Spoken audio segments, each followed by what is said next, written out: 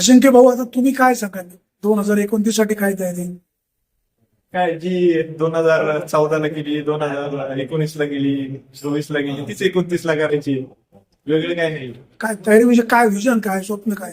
Vision काय नाही. आता आमचे कुटुंब प्रमुख आहेत अतुल शेठ बेनके, त्यांना आमदार करायचं. आणि त्यांच्या मग सांगितलं मी की जे काय करत आलोय मध्ये एक 4-5 महिने गॅप झाला, पण आमच्या जी काय मनातून इच्छा आहे की थोडस त्याच्यामध्ये अंतर जरी आलं असलं तरी त्यांचं आणि माझं प्रेम आमच्या दोघांना व्यक्तिगत अतिशय चांगलं माहिती आहे. आणि लांब जरी गेलो तरी जो पीळ पडायला पाहिजे तो पीळ पडला नाही. आणि जो काही संपर्क आहे किंवा कौटुंबिक जे काय आमचं नातं आहे ते त्यांनी जपलं, मी पण जपलं आणि ते आम्ही पुढे कायमस्वरूपी जपणार आहे. माझा सगळा मित्रपरिवार या पक्षात आहे, त्याच्यामुळं त्या मित्रपरिवाराशी मी माझ्या तोंडून निवडणुकीतही चुकीचा शब्द गेला नाही, निवडणुकीनंतरही गेला नाही. आणि मला या प्रक्रियेचं फार काही वाईट वाटलं नाही. पण जी काही प्रक्रिया घडली त्याला अतुल शेठ बेनके साहेबांसोबत मी कंटिन्यू त्या ठिकाणी माझं संभाषण असल्यामुळे त्या गोष्टी सोप्या गेल्या.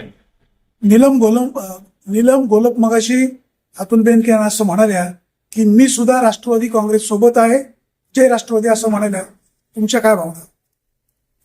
हा कौटुंबिक कुटुंब असल्यामुळं सगळेजण आम्हाला जीव लावतात आणि कुटुंबाचा सदस्य मानत असल्यामुळं तो निर्णय घेतानाही खरं तर कुटुंबाचा मला विरोध होता. पण आता सगळं मनासारखं झालेलं आहे, त्याच्यामुळे आम्ही सगळे एक कुटुंब म्हटलं एकच दिशेने जाणार.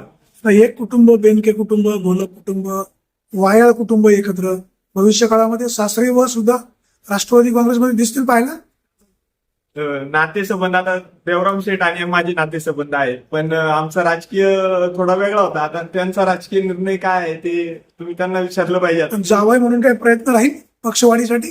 जावई म्हणून मी एक नातं जपण्याचा प्रयत्न केला, हे नातं जपण्याचा प्रयत्न केला. आता भविष्यात त्यांचा निर्णय. शेवटी लांडे आणि वायांचं जवळचं नातं आहे, म्हणजे त्या दोघांनी सॉल्व्ह करायचं आणि इकडे सांगायचं. काय लांडे साहेब, तुम्ही काय सांगाल? बरोबर आहे. शेवटी बघा, आता सध्या सगळ्या कार्यकर्त्यांची खंत एवढीच आहे. फार तुम्ही सर्वसामान्य माणसाला विचारा.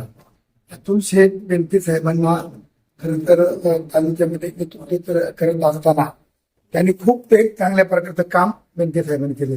आज अजिंक्य भाऊच्या गावामध्ये 25 कोटी रुपयाची कामं, किती 25 कोटी रुपयाची कामं नुसत्या खामगावमध्ये. त्याचा फायदा मला झाला ना. मग आता आमचे अब्दुलदादा असतील, आमचे अमोलदादा असतील, ह्या मंडळीने जीव तोडून जे काम केलं. जरी बा आमच्याकडून अजिंक्य भाऊ जरी बाजूला गेला तरी पण तिथलं जे विकासाचं मतदान होतं 50% झालंच ना. म्हणजे आपण क्षेत्र विकास बोलतोय ना, 25 कोटी कशाला एका गावाला म्हणतात, त्याचा फायदा झालाच ना. त्याच्यामुळं काय आहे, जे काय करायचं ते अतुल शेट्टी इथून भविष्य काळात करावं. आणि अतुल शेट्टी जसा बेनके साहेबांनी सगळ्यांची मोड बांधून पक्ष वाढवला, तसं आता अतुल शेट्टीची चाल सुरू केलेली आहे, तसं अतुल शेट्टी पक्ष वाढवा.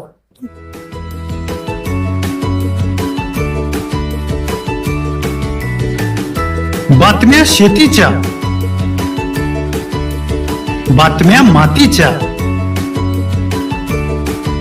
बातम्या अन्यायाच्या, गुन्हेगारीच्या,